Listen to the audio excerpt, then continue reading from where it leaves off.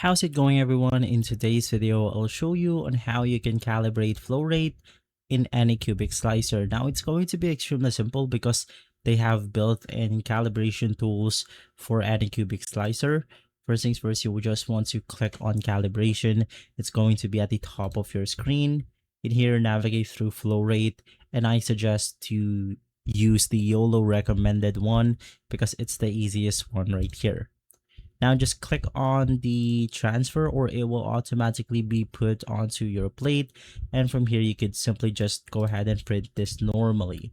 Now in here, you could go ahead and see that we have different values. It's supposed to identify different flow rate numbers. So with this one, it's using 0.02, 0.3, 0.4, so on and so forth.